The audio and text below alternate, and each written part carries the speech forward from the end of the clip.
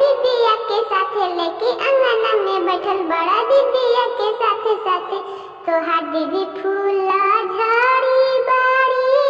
पापा के परी बाड़ी लगली पासारे उत्पात पियर फराक वाली कच कच मारतरी आँख पियर फराक वाली गलती से ए जीजा चोरा बिहनी चैन गलती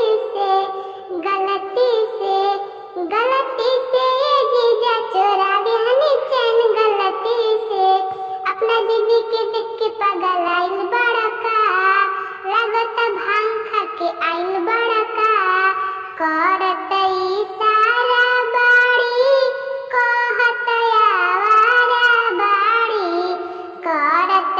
इशारा बाड़ी कहत आवारा बाड़ी भड़केली कइलो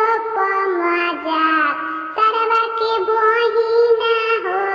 कच कच